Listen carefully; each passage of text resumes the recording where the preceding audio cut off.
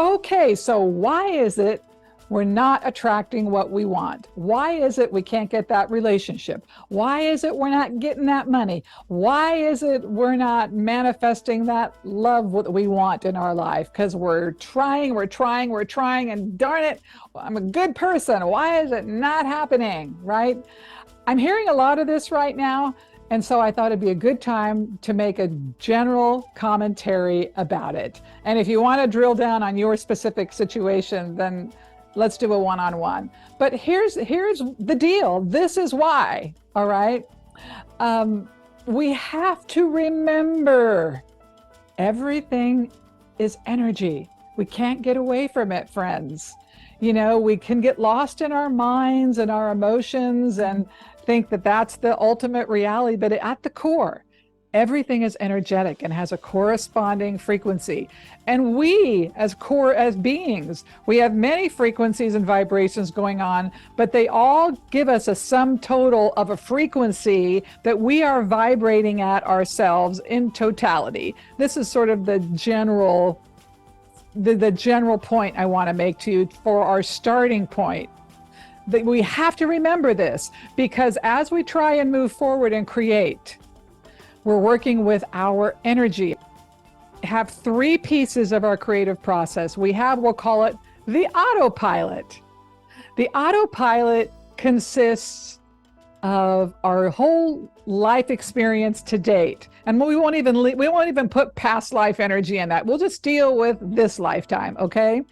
But we have our experiences, we have our culture, we have programming from schools, we have our community, and our own points of view about what has happened to us.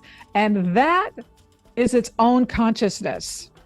And it's our autopilot. So as we try to move forward, that consciousness itself is like a vortex of energy. And you think about the chakras. When we think about the chakras and the vritti in the chakras house all of our experiences from lifetime to lifetime. And when we have a rub, something that's not resolved, it forms a vritti, which is translated to whirlpool. And you think about a whirlpool, what's happening when a whirlpool, it's like creating its own little thing that draws to it, right? And so our autopilot is a whirlpool of energy and drawing to it. That's what makes it so challenging to change habits, because we're entrenched and we're inclined to go in that direction. And we're physiologically, not just energetically, but physiologically programmed to go to our autopilot. And so then we have our present moment consciousness, which is where will, intention, and desire play such an important part, and concentration, because we want what we want, but we cannot create over here in the superconscious, in that area where our dreams exist, where all that has been promised to us through the divine, through higher consciousness, that's possible, that's available to us, but we can't get there using the energy from our autopilot. That took us to where we are, and wherever we are is where we are. But to get to where we're going, we have to put something new in it. We have to put something new. This is why taking new classes, meeting new people, going out into the world and trying new things is so important to creating new experiences and new outcomes in our life. And for those of you who particularly have took my Summer of Love class, there's a lot of to do. There's a lot of get out there and do things, get out of your comfort zone. But many of us, we simply won't do it.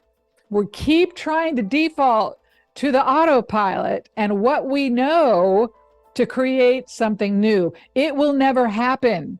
You can't create something new by using old information and energy. And the third element of why this is so important in the creative process of bringing in new energy is so that we can match the superconscious. The superconscious is that element of energetic vibrational level that aligns with divinity, higher wisdom, joy, enthusiasm, abundance. This is why all the law of attraction experts, any of them you listen to, they're all going to tell you the same thing.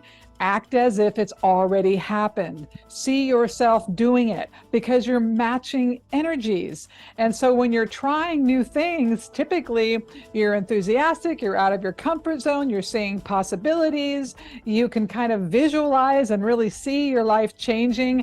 And that aligns with superconscious. That puts you in alignment with divinity and divinity's promise to you of abundance and ease. But absent getting new energy infused or changing your focus and concentration to see things differently, then you're stuck.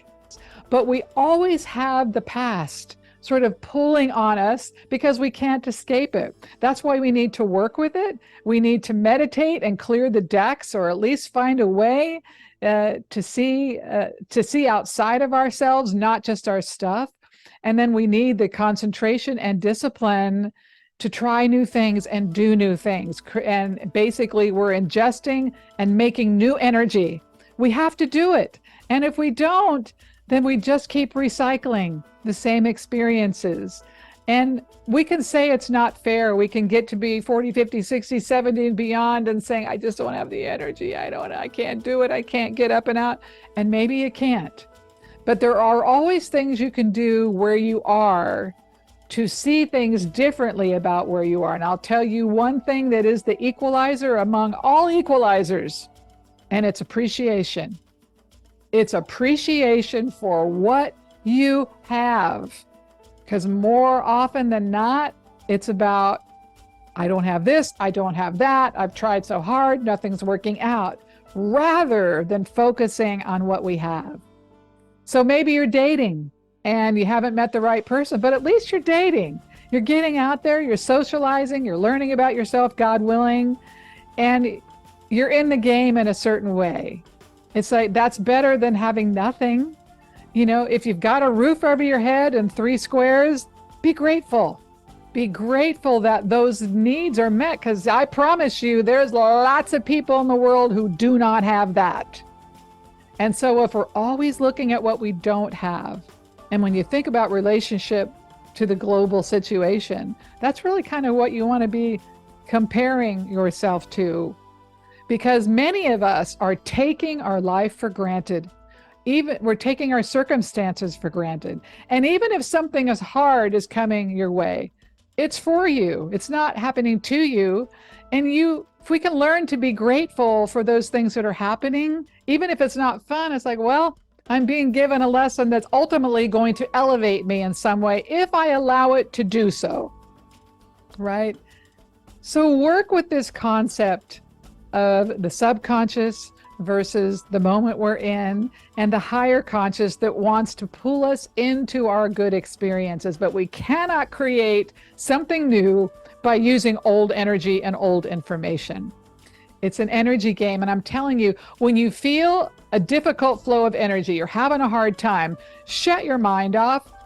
Don't try and create from that place. Don't try and create from desperation, from lack, from scare. Don't do it. But if you find you've made your way through that hard moment and you're feeling optimistic and great, run with it. Just go with it. Start imagining, start looking at, the game of life and how can I solve this puzzle, and look at it as many ways possible that you can maximize the energy flow you're on. And this is how you crack the code. I wish there were an easier answer. There isn't. And I know you're going to see lots of TikTok videos and YouTube videos with real short answers about, just do this, blah, blah, blah, and it's going to be better. No, there's no way around developing focus, concentration, and will, and being intentional about creating new energy. But the thing is, when you do create those momentums, they also are like those whirlpools that draw to them.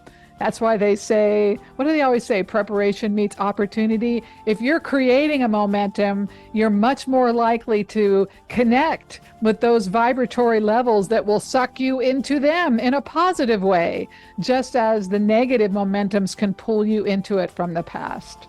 So I hope this is helpful to you. You can do this. You just got to be gentle and kind with yourself, learn your rhythms and flows, and trust trust. Trust the process to organize around what you're doing. And for those of you who've been stuck in hard patterns for a long time, reach out, get some support. We can't always do it on our own. We got to be able to get out of our own way. And that's what I help people with, obviously.